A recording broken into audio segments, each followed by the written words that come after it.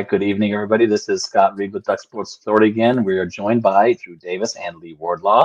It is time to start talking about this weekend's game. We're going to do a real quick recap last week. Well, my part will be a recap. I've already done a lot of talking this week about this in articles. So I'm going to have a big takeaway from the game. And my big takeaway from the win over Illinois is depth. And this is what I'm taking about the game.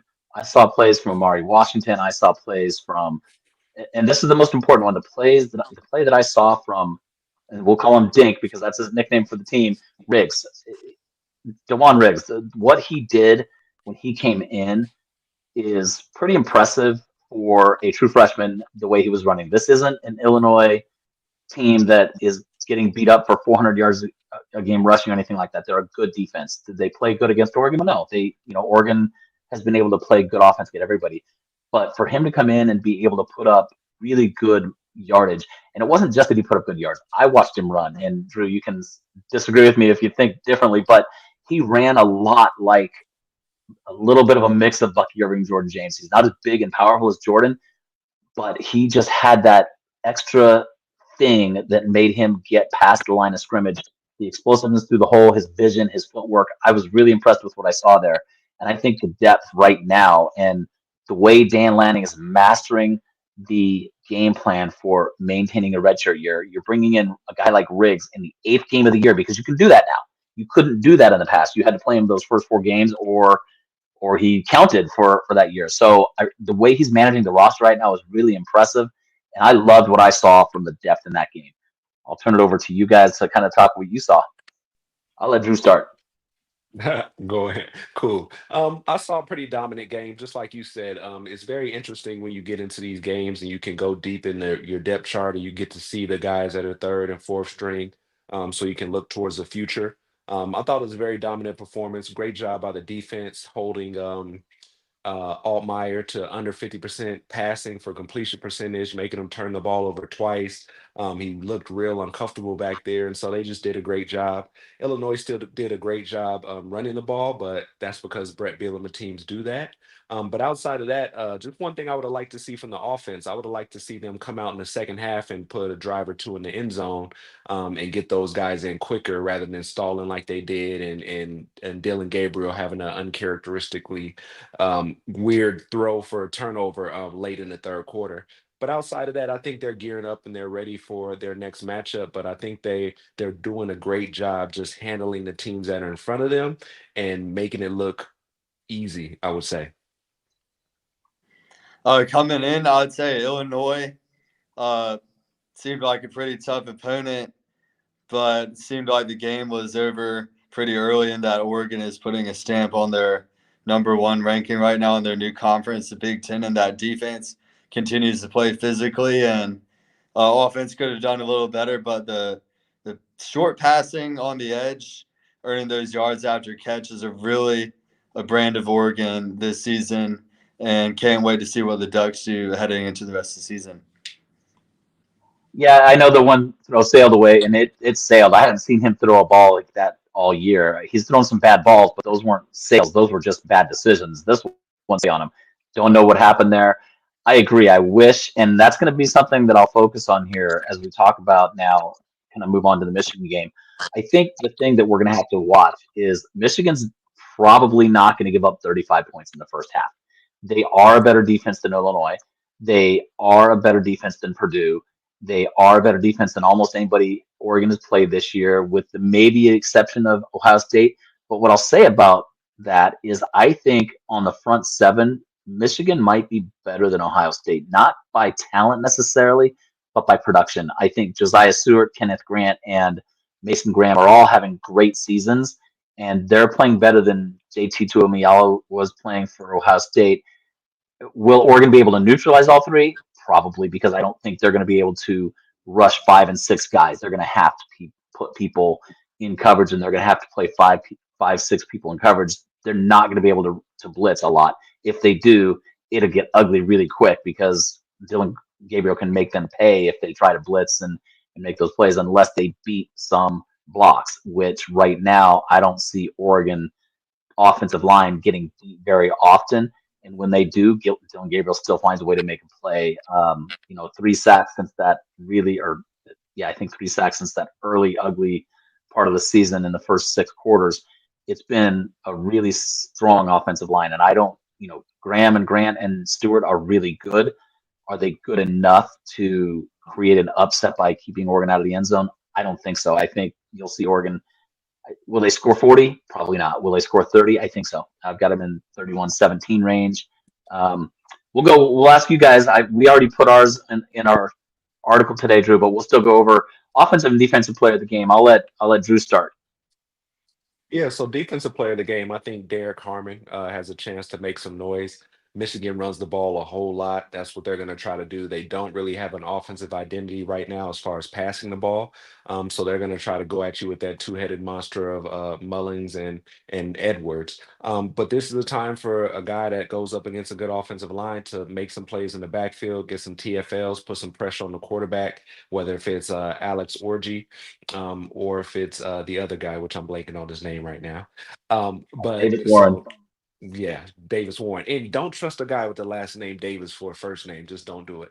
And then and then as far as offensively, and I talked about this a little bit when I wrote about it. I feel like the Oregon coaching staff has been kind of saving Jordan James and just kind of just making sure they don't overuse him or just saving him up to the end of the year.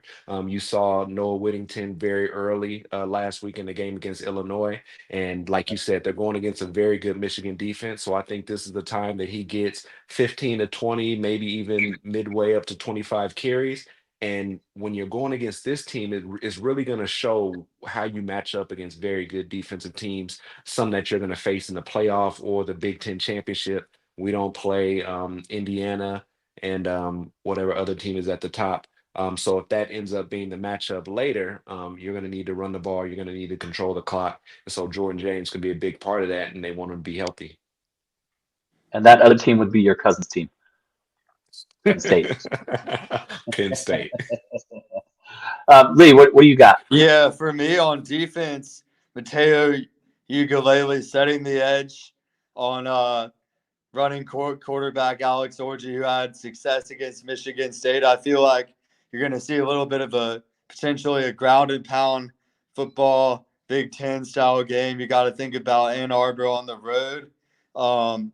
The Wolverines with a gritty win over a decent Michigan State program last week, 24-17 in a rivalry, but this Wolverines offense just can't seem to produce. And you see the Ducks continuing with their physical approach on defense that really, really resonated against Ohio State, and that really felt like a Big Ten Premier League game on NBC. On offense, Jordan James, look for him to try to set the tone against a physical Michigan defense. But how about Kenyon Sadiq getting big yards for the Ducks as a tight end? Again, with that physical game in Ann Arbor type theme going on, and why doesn't he have a breakout game? So I'll go with Sadiq and continuing to put on for the Pacific Northwest region of players for the Ducks who have some underrated players from their home territory. Yeah, I went with Jordan James also, and for the same reasons that Drew did. I just think this is a game where you need the running back to set the tone. They're going to probably try to step back a little to stop the passing game, and I think that's when you're going to see, and it's going to be a numbers thing. It's Dylan Gabriel when he comes to the line, it's like Bo Nix last year. He's going to come to the line. He's going to see what defense they're in. He's going to do his pre-snap read. He's going to then do his RPO stuff, and he's going to see whether it's a run or a pass, and it's going to be based on the personnel. And I think it would be smart of Michigan to not allow the big plays over the top, which means they're going to probably give up some yards on the ground. And I think Jordan James has the ability to carry it 25 times. I believe he carried it 23 against Ohio State. So I know he has that capacity. And I think if the Ducks can ride him a little bit in this game, they've got Maryland next week, and then they've got a bye week. No, they've got Maryland, Wisconsin, then a bye week. So I think they're going to do that what they can this week and then kind of work around it. And if they can get some time to spell with Noah Whittington, they will. But I've got Jordan James. Defense, I went completely off list for everybody else. I went with Jeffrey Bassa. I think the only chance for Michigan to really score a lot of points, to try to get as many points as they're going to need to beat Oregon, is to use Colston Loveland over the middle. And that's going to take some good coverage by the linebackers. I know they're going to play some zone under and some man over top, and they're going to do some different things with their coverage stuff. But Jeffrey Bossa and the linebacker core is going to have to be able to make plays to stop Loveland from getting yards after the catch. Are they going to be able to stop him from catching the ball at 8 yards on a dig? Probably not. Are they going to be able to stop him from getting upfield? That is going to be the question. You do not want Jabbar Muhammad to have to try to tackle Colston Loveland 25 yards up the field, because that is a mismatch, and you don't want that. So that is who I have going defensive player of the game. What do you got score prediction, Lee? I'll go 31-17 with the Ducks. Michigan at Ann Arbor definitely has the makings of a trap game, but Oregon so deep and just not trusting Michigan on offense, and just a letdown from that national championship program. What do you got, Drew? Although I've seen it, but we'll go anyway. If I remember correctly, I think I put 38-16 or 17. I just think that I was taking Michigan's offense into consideration a lot, knowing how putrid it is. But just thinking that if they can't move the ball, their defense is going to be on the field a lot. And so I think Oregon will take advantage of that. I think they can wear them down if your team is on the field for 35, 40 minutes and your time of possessions is crazy. So I think Oregon will wear them down. Michigan might get a couple field goals. I have to go for it on fourth and not get it. And so that's just going to make the gap wider with the score and just with the competition for that day. Yeah, I went with Oregon, obviously, but I just went with Vegas. Vegas has it as a 45-point over under. They have it as a 15.5-point spread. So I went 31-17, a little bit under the spread because I just never bet over the spread. I never predict over the spread. I don't want to say never. I rarely pick over the spread because I think it's really tough when it's a spread of more than 10 to really say that somebody's going to cover a 15.5-point spread on the road at the big house. I know Michigan's not what they were a year ago. I do think it'll be like, say, 31-10 in the fourth quarter, and the Michigan will get a late touchdown, so it will look a little bit more respectable, just because this team scored 7 points against Illinois, 7 against Illinois, a team that Oregon scored 35 against in the first half. And I know those properties don't work exactly that way. You can't say because Oregon did it this way, but it shows that Oregon has a considerably better offense than what Michigan has this year. Despite Davis Warren, Alex Orji splitting time last week, I think Oregon's offense is still just too good for this Michigan team to completely stop. And I do see Oregon, when they get a lead, they tend to let off the gas. And I don't know how much of that is Dan Lanning saying, I'm going to protect the roster and I'm going to pull off the gas a little bit, and how much of it is, load management, or how much of it is the guys. Sometimes when you get a big lead, it's really tough to stay focused on one play at a time, because at that point, I don't care how often the coach tells you every play matters. When you're up 21 points with 8 minutes left in the game, yes, the play matters, but the game is won, and people make mistakes when they let up and they feel like it's over. So wow, my camera stopped. That's weird. So that's what I got. I do think Oregon wins it. I do think they win it comfortably. I'm just not sure they cover the spread. We will move on, because I do want to talk recruiting this week. I think the thing about recruiting, there's a lot of stuff going on that is exciting, even though it's only the 2025 class is almost wrapped up. I think the Jakeem Stewart stuff, it's legitimate. Oregon has a legitimate shot at this guy, and it's not just wishful thinking. It's not bad information. It's a legitimate shot at this guy, and he is a difference maker on defensive line. He is a bigger version of what Kayvon Thibodeau was coming out of high school. He's 270 pounds, 6'5". He moves like he's 230 pounds. He's a guy that I think is going to make a difference no matter where he ends up. Oregon is a legitimate threat there. I think the other one that really is trending, obviously, in Oregon's way, we talked about it all this week, Vanderplug. I think, there's nothing that happened this week that makes me change my thought that he's going to eventually flip from Washington to Oregon. In fact, there were some things that occurred this week. Can't say everything that I know for reasons, but there were some things that happened this week that make me actually more confident that it's going to happen. Not that it's a guarantee. It's recruiting. Things change. I don't think Lincoln Cure is going to flip. He's done everything except say, stop calling me coaches. Hmm. Uh, and I don't know, Andrew Olesh, I think Oregon's in there, but I also think Penn State's in there. And I think this is someone who probably stays closer to the East Coast. And I think even if he flips from Michigan, it's going to be to somebody like Penn State. I just don't know that he's going to pick Oregon. I know Oregon would love to have two. I think they're going to be sure to take the one tight end. Um, and the other things, I talked last night to Cody Cameron, and I don't know if Lee or Drew, who he is. He's a guy I met 5 years ago. He lives in Arizona. He covers Arizona high school recruiting, and he's my go-to guy for Arizona stuff. And a couple of the names that really stood out. The first one, a 2027 guy, is Hildebrand, Jake Hildebrand, and he's a elite offensive lineman. He is going to potentially be the top offensive tackle in the class for 2027. He's 6'7". He's 270, 280 pounds as a sophomore. The kid is elite. He's playing elite ball as a sophomore and dominating people that are bigger or older than him. I don't want to say bigger. The other two names that stood out for me, there's a couple of 2026 guys, and you'll recognize the names because their dads are famous. First one is Bastian Vandenbosch. His dad, Kyle Vandenbosch, played for several NFL teams and is living in Arizona and is coaching at the same high school as his sons. He actually has twin sons. Bastian's a linebacker, and he's a little bit undersized at 6'1", and I think he's around 200 pounds, but he plays physical, and he's still got some time to grow a little bit. And I think that's somebody that Oregon has offered, early offer. So it's not, I don't know that it's committable yet, but it's one of those things that Oregon is really, really likes him. The other one that I heard about last night that it really is going to be an intriguing one to watch because he grew a ton between, I think, freshman and sophomore year. His name is Dalen Sharper. His dad is Darren Sharper. We'll talk about his dad was a successful NFL vet. We won't talk about what happened later. The Sharper grew to like 6'4", 200 pounds, and he's an athlete, so he could play on either side of the ball.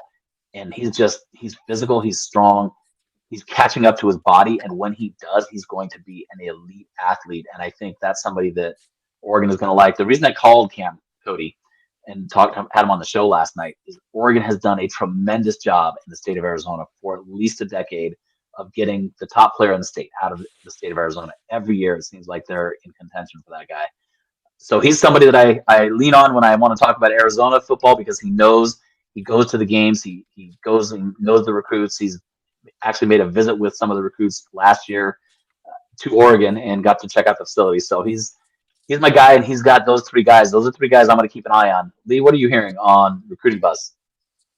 Yeah, Saga Putele out of Hawaii, very good leader down the field, got a strong arm, looking elite Cal commit, but staying pretty tight about the Ducks, but just told me that he was looking forward to learn more about the offense and the culture Lanning is building before the visit, and just that after the visit, that he was able to meet with the quarterbacks and Lanning and see the culture that he's building and learn more about the offense. But I really had a really excellent conversation with 3-star number 4 in Washington and number 22 in the class of 2026 weak side defensive and Derek Coleman Brusa of the Seattle metro area. We had a very long conversation, had a chance to look at his film. I would say, again, reiterate the fact that he's playing a solid group of competition in the Pacific Northwest in Seattle. And it kind of like track speed off of the edge and like a rhino when he hits, creating all kinds of problems with his arms, creating pass deflections using those arms to create havoc with the quarterbacks and the running backs. Maybe a little improvement could be seen with his run defense, but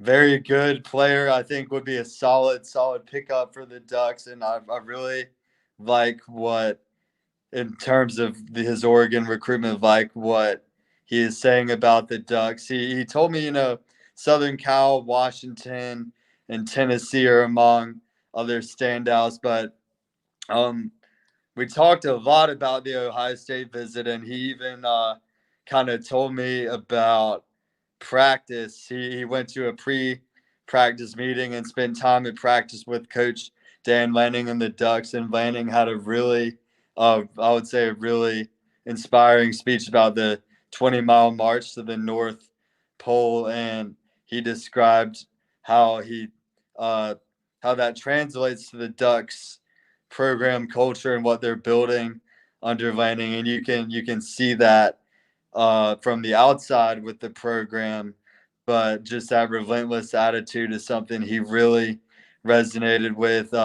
He really felt um, like he was wanted during the trip. I said, what's something that stood out outside of the regular answers, the environment, the program. He said the fact that he felt prioritized by the Ducks. He had great conversations with the coaching staff, and really feeling good about him. And for this week, just really heard from him and Jerron.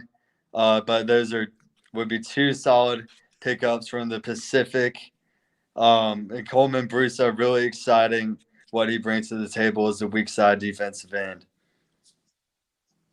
Now, I'm going to ask Drew, what do you think has changed in the way recruiting is done today, other than the obvious NIL, right? We don't want to talk about that. That's the obvious thing that's changed. But I think, and this is a story I heard where Jonathan Vilma said when he was on the Hurricanes, when he was recruited, he heard all the stuff, the recruiting pitch, and they love you and they treat you like you're their son and they do all these things.